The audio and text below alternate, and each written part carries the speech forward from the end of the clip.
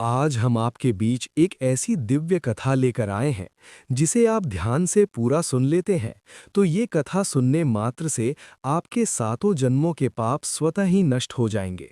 जी हाँ, आज की कथा है भगवान शंकर और देवी पार्वती जी की। जब सृष्टि अपने ही शोर से थक जाती है, तब कहीं कैलाश के शिखर पर एक मौन बैठा होता है। वही मौन शंकर है।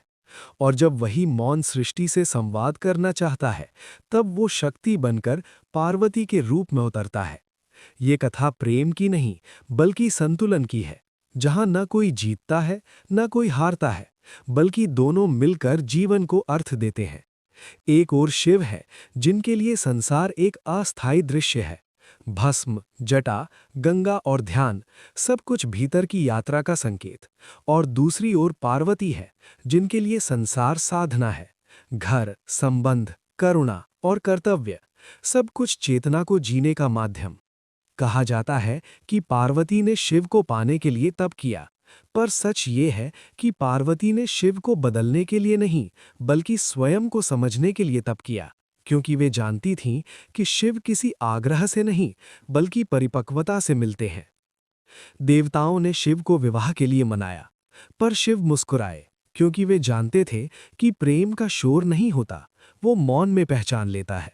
उधर पार्वती ने राजमहल छोड़ा, क्योंकि वे समझ चुकी थीं कि जो शिव को समझना चाहता है, उसे पहले स्वयं को हल्का करना पड़ता है। अहंकार से, सुविधा से, अपेक्षा से। उनके तप में कठोरता नहीं थी, उसमें धैर्य था, उसमें आग्रह नहीं था, उसमें प्रतीक्षा थी।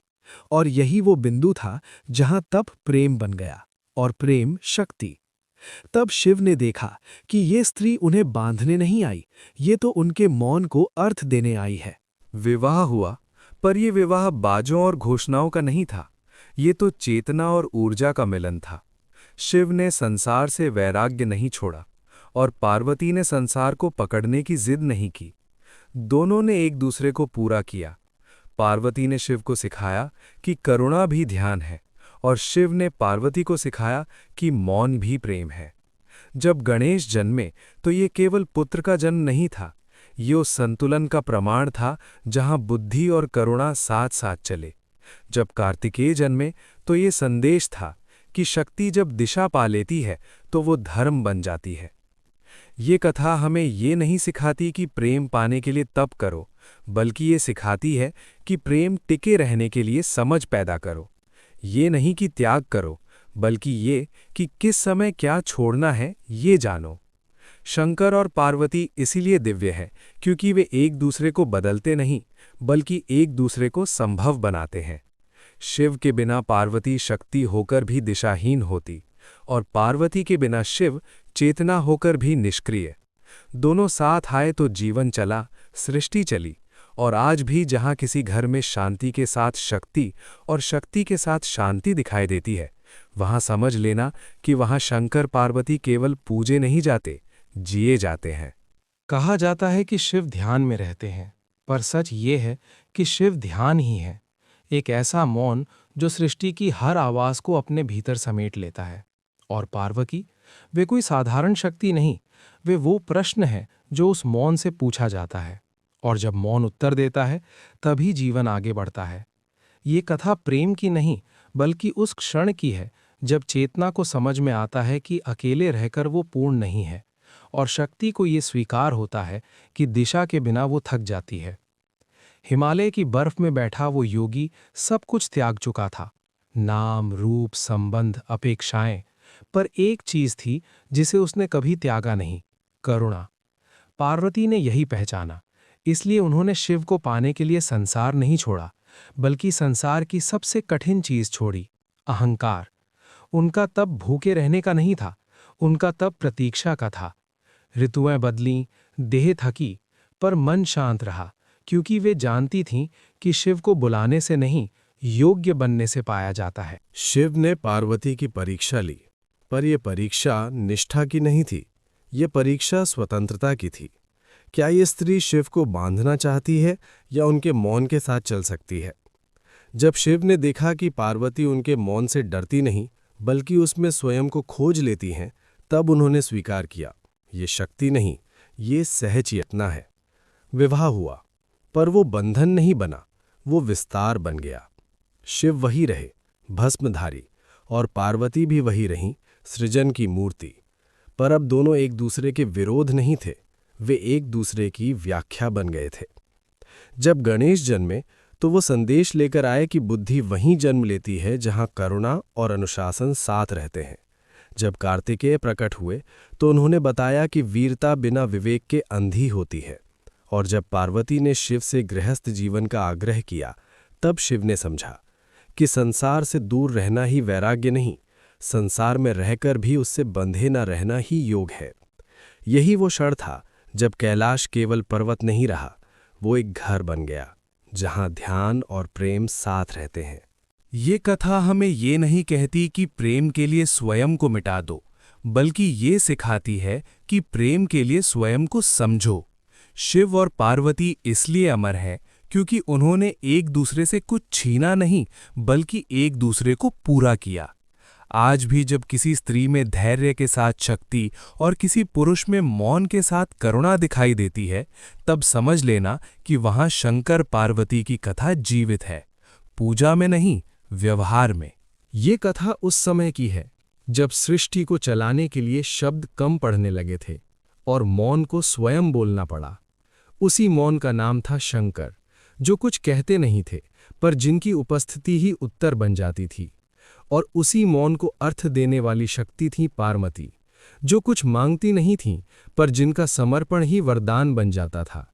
लोग कहते हैं पार्वती ने शिव को पाने के लिए तप किया, पर सत्य ये है कि पार्वती ने शिव को पाने के लिए नहीं, बल्कि स्वयं को खो देने के लिए तप किया, क्योंकि वे जानती थीं कि शिव किसी इच्छा का फल नहीं, वे तो उस अवस्था में मिलते हैं जहां इच्छा स्वयं शांत हो जाती है।